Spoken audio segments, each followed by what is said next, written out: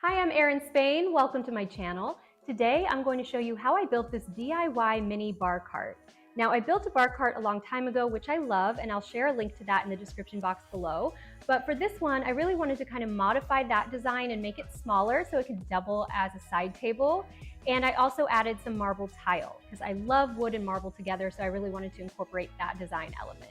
I will add all of the tools and materials to the description box below, and if you haven't already, please subscribe to my channel and click the bell to be notified of my future videos. Before we get into it, I have to say thank you so much to today's sponsor, Craig. If you've been here for a while, then you know I've worked with Craig for a very long time and I love their tools. I'll be talking more about them throughout the video, and I'll be sharing my very favorite pocket hole jig, which I used for this project. All right, let's get started. First, I cut my wood to the following dimensions. 4 1x3 boards cut to 12 inches long each, 4 1x3 boards cut to 25¼ inches, 4 2x2 boards cut to 22 inches long, 2 2x2 boards cut to 10½ inches long. All of those I cut with my miter saw. Then I used my circular saw attached to a Craig rip cut to cut two 4-foot long, 3/4 inch thick project panels down to 12 inches wide by 23 3/4 inches long. I love the rip cut because it makes ripping down plywood and other large boards super easy. Also, let's ignore the fact that I have 2 workbenches and still end up working on the ground half the time. So yeah, let's just not talk about that. Anyway, so after all your wood is cut, it's time to drill pocket holes. I use my Craig Jig 520 Pro pocket hole jig for this part. It is my absolute favorite pocket hole jig because it's lightweight, it's portable, it's extremely user-friendly. You just adjust the jig as well as the collar on the drill bit that comes with it according to the thickness of the wood you're working with. I drilled the following pocket holes. 3 pocket holes along each long side of my project panels, 2 pocket holes along each short end of my project panels, 2 pocket holes at each end of my 10½ inch 2x2 boards, and 2 pocket holes at each short end of my 12-inch long 1x3 boards. I did readjust my jig before drilling holes in my 2x2 boards since those are thicker and therefore require different settings on the jig and the drill bit. If you're just getting into woodworking, pocket hole joinery is a great place to start, and it makes building furniture extremely easy. But even if you're not a beginner, it really is practical for anyone. Again, big thank you to Craig for sponsoring this video and for being my go-to pocket hole jig brand. Be sure to check them out at craigtool.com or on Instagram at craigjig. I'll put links in the description box below. After all my pocket holes had been drilled, I gave it a good sanding with my random orbit sander and just made sure everything was smooth and there were no jagged edges or anything. Next, it was time to assemble the shelves. I attached the sides, which were the 25¼ inch long 1x3 boards, and the ends, which were the 12-inch long 1x3 boards, to my project panel pieces using 1¼ inch pocket hole screws. I found it was easiest to do most of this with it standing upright or on its side, and then I reinforced it by also adding pocket hole screws connecting the end pieces to the side pieces. Then I just repeated that process with the second shelf.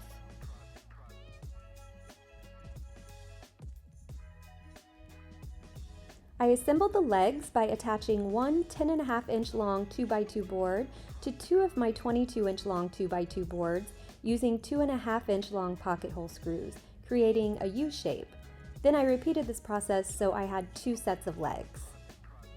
To attach the legs, I lined up the top edge of each set of legs with the top edge of one of the shelves and attached them using 2-inch long wood screws. Then the second shelf, I positioned about 3¼ inches from the bottom of each leg and also attached it with 2-inch long wood screws.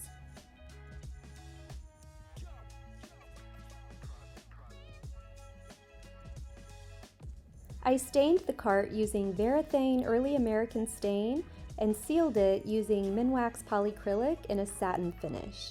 I usually use a staining cloth to apply the stain, and then I use a paintbrush to apply the polycrylic. After the stain and top coat were dry, I attached my curtain rod brackets to each side, well, one side of the cart, but left and right, if that makes sense, lining them up to where the 10½ inch long 2x2 board meets the 22-inch long leg piece and attached them with the screws they came with. Then I slid my 1-inch long dowel rod through the holes. It was a snug enough fit that I didn't really need adhesive to hold it in place, but you could add some if you wanted to. Now with the other bar cart that I built a long time ago, I added handles on each side, but for this one I just added one single handle. For the wheels on the cart, I added some really small little gold casters that I got on Amazon, and I linked to these as well as everything else in the description box below. I placed 12 by 24 inch ceramic tiles with a marble look in the shelves of the cart. Since I customized the size of the cart to accommodate these tiles, they fit snugly enough that I didn't add construction adhesive. Plus I want the option of removing them if I ever decide to, but you could use adhesive to keep them in place if you choose to, or you could just omit them completely if that's not the look you want. I went with ceramic because it's so much cheaper than marble, but it basically provides the same look. And now for the outtakes. Hi, I'm Erin Spain. Welcome back to my channel. No.